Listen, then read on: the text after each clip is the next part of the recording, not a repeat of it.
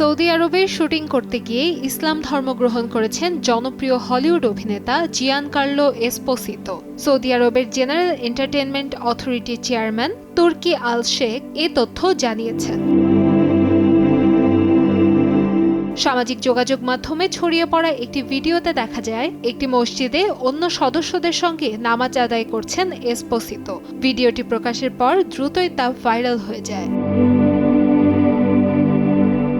তুর্কি আল শেখ আরব নিউজকে জানান, সৌদি আরবে 7 ডগস নামের একটি বড় প্রজেক্টের শুটিংয়ে অংশ নিয়েছিলেন এই অভিনেতা। সেখানে স্থানীয় মানুষের আতিথেয়তা এবং মুসলিমদের জীবনধারা তাকে গভীরভাবে প্রভাবিত করে। তার ভাষ্য অনুযায়ী শুটিং চলাকালেই জিয়ানকার্লো কালিমা শাহাদা পাঠ করে ইসলাম ধর্ম গ্রহণ করেন। পরে তিনি দলের সদস্যদের সঙ্গে একটি মসজিদে নামাজেও অংশ নেন।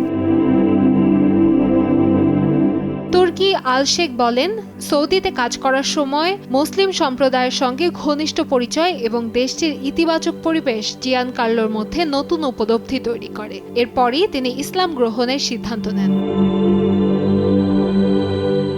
জিয়ানকার্লো এসপোসিতো বিশ্বজুড়ে সবচেয়ে বেশি পরিচিত ব্রেকিং ব্যাড সিরিজের গাস ফ্রিং চরিত্রে অভিনয়ের জন্য। এছাড়া তিনি বেটার কল সল ও দ্য ম্যান্ডারিয়ানের মতো জনপ্রিয় সিরিজেও অভিনয় করেছেন। কান্তাময়ী স্নেহা, সময় সংবাদ, ঢাকা।